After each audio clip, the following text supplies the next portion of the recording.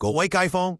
今集帶大家飛去喜馬拉雅山腳，拆解4月22號克什米爾最新遊客血案，26死17傷，點解一下子震動全球？先鋪排背景，保證你踢完秒懂。克什米爾究竟咩來頭？1947年英國撤走時，把印度按照宗教一分為二，印度教為主嘅印度，穆斯林為主嘅巴基斯坦。克什米爾皇宮係印度教，但係大多數居民係穆斯林。皇宮本想獨立，點知部族武裝從巴基斯坦一邊殺入，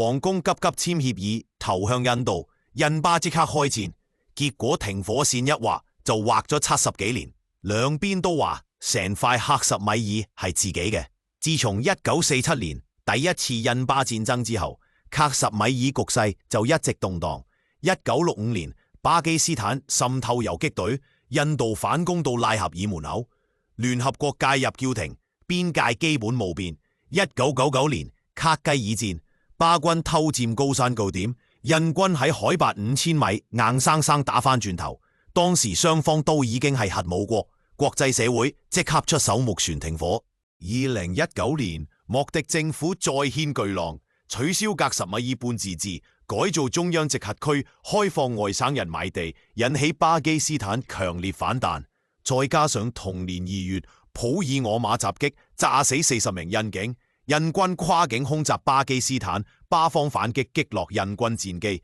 雙方一度劍拔弩張，最終靠國際社會調停，先至避免升級成大戰。切入今次事件，稱為抵抗陣線嘅組織話對遊客開火係因為湧入8萬幾名定居者，印方即刻指巴基斯坦幕後黑手，暫停1960年河水協定，關閉唯一陸路口岸，限期趕巴基斯坦軍事外交人員走。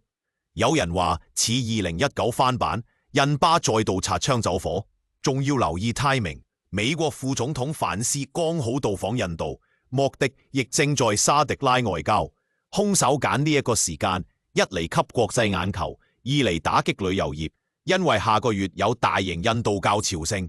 印媒話死者大部分係印度教徒，仲包括休假軍官同情報人員。民族宗教火藥味即刻升溫。呢個觀察由歷史到依家，克什米爾每一次升溫背後都撞住印巴之間長年累積嘅怨氣。